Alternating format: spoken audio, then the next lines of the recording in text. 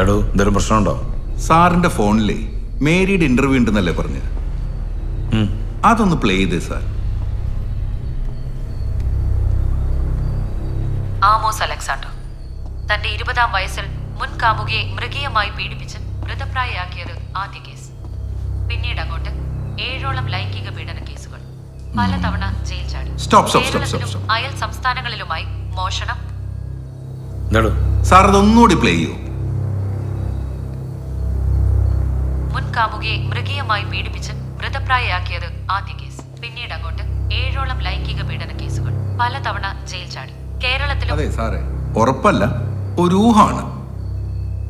Mary പറഞ്ഞ കണക്കുകളും ഭിത്തിയിലെ ചിത്രങ്ങളും തമ്മിൽ ബന്ധമുണ്ടല്ലോ സാറേ. അതായത് ഡാനി സാറേ, ഇന്റർവ്യൂവിൽ മേരി പറഞ്ഞ അനുസരിച്ചിട്ടാണെങ്കിൽ ആമോസ് 7 ബലാത്സംഗ കേസിലെങ്കിലും ശിക്ഷിക്കപ്പെട്ടിട്ടുണ്ട്.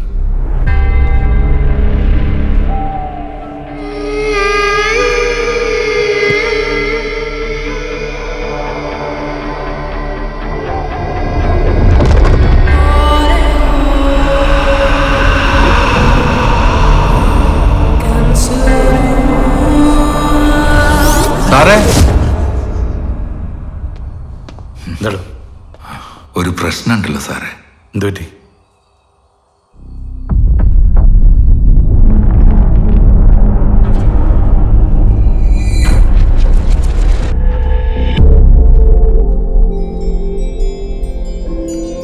ജോണും ഞാനും ജ്യൂസ് കുടിച്ചു കഴിഞ്ഞ് കുറച്ചൊന്ന് മയങ്ങിപ്പോയി. പിന്നെ എഴുന്നേറ്റപ്പോഴും അറിയുന്നത് ഐ വാസ് റോങ്.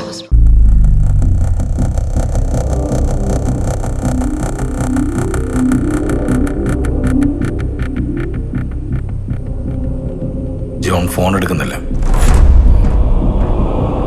ഇതുകൊണ്ടായിരിക്കും അവള് പരാതി തരാത്തത്.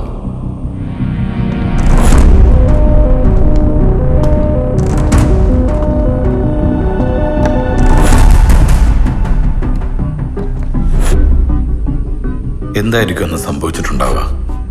അബ്സല്യൂട്ട്ലി ഇതൊരു ട്രാപ്പായിരുന്നു സർ. മുൻകൂട്ടി പ്ലാൻ ചെയ്ത് ആമോസ് മേരിയെ ഇവിടെ എത്തിച്ചു. അതിന് അയാൾ കണ്ടെത്തിയ ഒരു കഥയാകാം ഈ കൺഫെഷൻ. മാധ്യമപ്രവർത്തകരാണെന്ന് ഓവർ കോൺഫിഡൻസിൽ അവർ ആമോസിനെ അണ്ടർ എസ്റ്റിമേറ്റ് ചെയ്തു.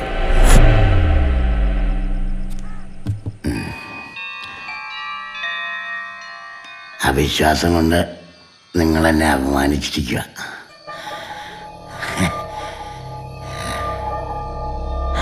ഞാൻ തന്നെ കുടിക്കാം ആദ്യം. ജോൺ,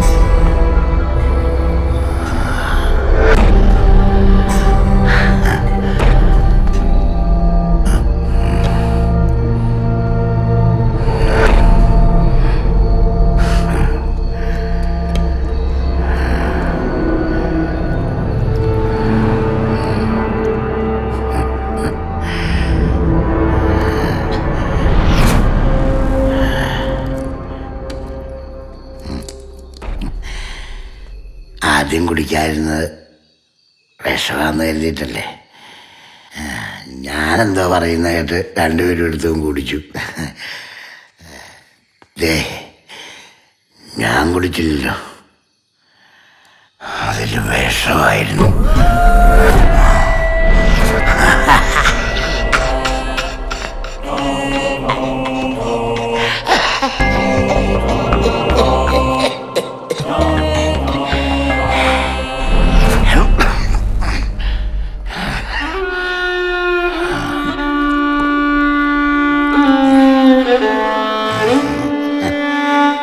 പേടിച്ചുപോയല്ലേ?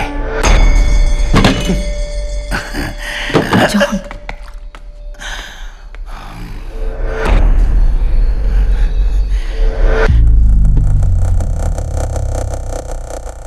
ഡാനി സാറേ, മേരി നമ്മളോട് പറയാത്ത ഒന്നുണ്ട്. അങ്കിൾ. ഞാൻ പുറത്തുണ്ട്. ഓക്കെ.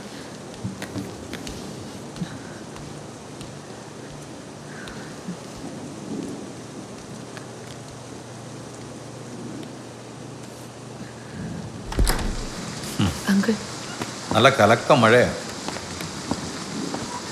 നീ കഴിച്ചായിരുന്നോ മോളെ? ഇല്ല. നല്ല വിശപ്പുണ്ട്. മുട്ടയിരിപ്പുണ്ടല്ലോ അല്ലേ? ആ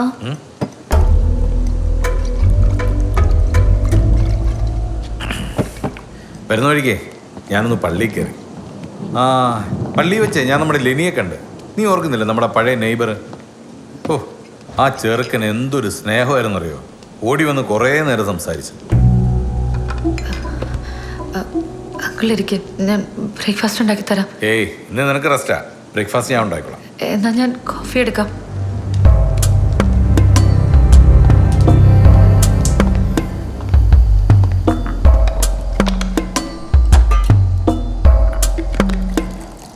വണ്ടിയിൽ ഇനി അവൻ്റെ അമ്മയും കൂട്ടിയിട്ട് ഞാൻ SI ആയിരുന്നപ്പോൾ എന്നെ ഒരു ദിവസം കാണാൻ വേണ്ടി വന്നു.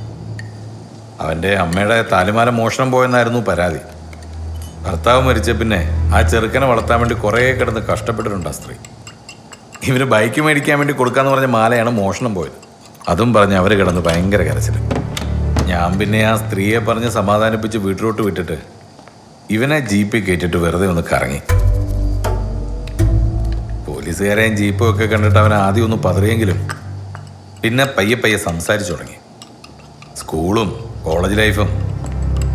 അവസാനം മൂന്നാമത്തെ കാമുകിക്ക് വാലന്റൈൻസ് ഡേക്ക് ഗിഫ്റ്റ് മേടിച്ചു കൊടുക്കുന്ന കാര്യം വരെ എത്തി. ഞാൻ അവനെ കൊണ്ടേ നേരെ നമ്മുടെ അറക്കൽ ഗോൾഡിന് മുന്നിലോട്ട് പോയി. അവിടെ ചെന്നപ്പോൾ അവൻ ഇടത്തോട്ട് നോക്കുന്നു, വലത്തോട്ട് നോക്കുന്നു, ഇരുന്നിരിപ്പിരുന്ന് വേർക്കാൻ തുടങ്ങി. ജീപ്പിൽ നിന്ന് ഇറങ്ങി ഓടാൻ പറ്റില്ലല്ലോ. എത്ര രൂപയ്ക്കാണ് നീ മാല വിറ്റതെന്ന് ചോദിച്ചതും ഈ ചെറുക്കൻ ഇരുന്നൊരു ഒറ്റ കരച്ചിലാണ്. ഈ അറക്കൽ ഗോൾഡിൻ്റെ മുതലാളി എന്ന് പറഞ്ഞാൽ അപ്പച്ചൻ്റെ പഴയൊരു കൂട്ടുകാരനാണ്. ഇവനീ മാല വിൽക്കാൻ ചെന്നപ്പോൾ തന്നെ ഈ ചെറുക്കൻ്റെ മുഖത്ത് ടെൻഷൻ കണ്ടിട്ട് അയാൾ എന്നെ വിളിച്ച് കാര്യം പറഞ്ഞായിരുന്നു. മാല ഞാൻ തിരിച്ചെടുത്തു കൊടുത്ത്.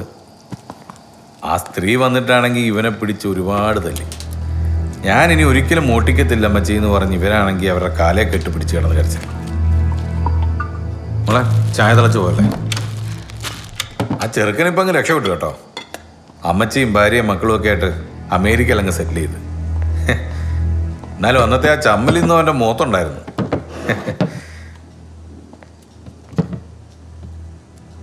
നീ എന്തിനാ മോളെ ഒരാവശ്യമില്ലാതെ എന്നോട്ടൊരു നുണ പറഞ്ഞേ?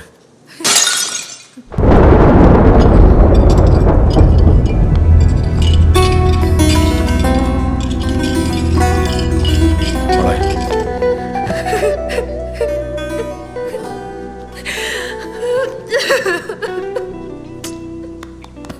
കരയല്ലേ. അപ്പൊ അതുകൊണ്ടാണല്ലേ ജോൺ അവരെന്നെ അക്സെപ്റ്റ് ചെയ്യാൻ പറ്റില്ലെന്ന്. ശരിക്കും അവനല്ലേ മോളെ ആമോസിനെ കഴിഞ്ഞും വൃത്തികെട്ടവൻ. അവനല്ലേ നിന്നെ ചീറ്റ് ചെയ്ത്.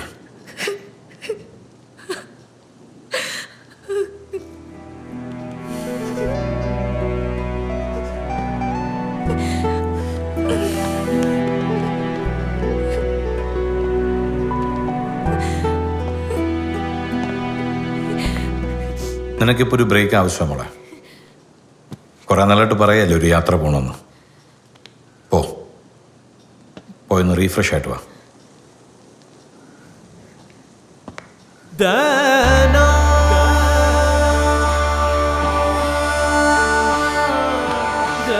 നമ്മുടെ സ്റ്റീഫന് ചെറിയൊരു പ്രശ്നം. കൂപ്പിലേലം പിടിച്ച് ഒരു കാട് വെട്ടി തെളിക്കാൻ നോക്കി. അതിനിടയിലൊന്നും ചെന്ന് പെട്ടെന്ന് ഞാൻ പറഞ്ഞതാ. കേൾക്കണ്ടേ? എനിക്ക് പരിചയമുള്ള ടീംസാണ്. എങ്ങനെങ്കിലും പറഞ്ഞൊന്ന് സെറ്റിൽ ചെയ്യണം. എന്താണ് പ്രതികട ലോകത്തിൽ ഇതൊന്ന് വൈറലാക്കുന്നോ? ഈ ചിരിയാണ് മോളെ നിന്റെ മുഖത്ത് വേണ്ടത്. എന്തായാലും നീ ഒരു കംപ്ലൈൻറ്റ് എടുത്താ മോളെ. ആമോസിനെ നിന്റെ മുന്നിൽ കൊണ്ടിട്ട് തരും ഞാൻ.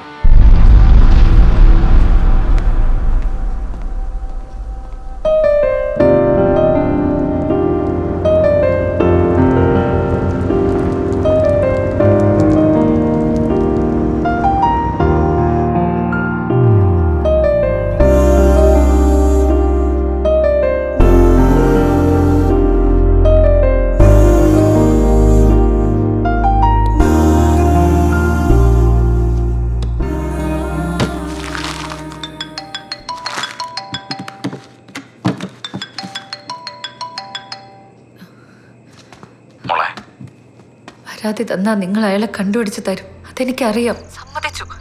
പക്ഷെ ഇരയ്ക്ക് നേരെ വരുന്ന ചോദ്യങ്ങൾക്ക് മറുപടി പറയേണ്ടത് ഞാനല്ലേ?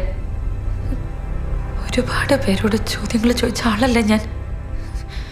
മൈക്കിന്റെ മുമ്പിൽ മറ്റുള്ളവരുടെ ഉള്ളിൽ പെടയുന്നത് എത്രയോ തവണ കണ്ടിട്ടുള്ളതാ. എനിക്കിപ്പോ ഏറ്റവും പേടി ഈ മീഡിയ തന്നെ. സമൂഹത്തിന്റെ സദാചാര വിചാരണയ്ക്ക് ഇരയാവാൻ എന്നെ കൊണ്ടിപ്പോ പറ്റില്ല. എല്ലാരും ഒപ്പമുണ്ടെന്ന് പറഞ്ഞാലും ഞാൻ ഒറ്റയ്ക്കാവും. അത് നമ്മുടെ സമൂഹത്തിന്റെ കുഴപ്പമാണോ അതോ അതെന്റെ കുഴപ്പമാണോ? ഒരു പരാതി തരാൻ പോലും പറ്റാത്ത അവസ്ഥയിലേക്ക് എന്നെ എങ്ങനെ എത്തിച്ചത്?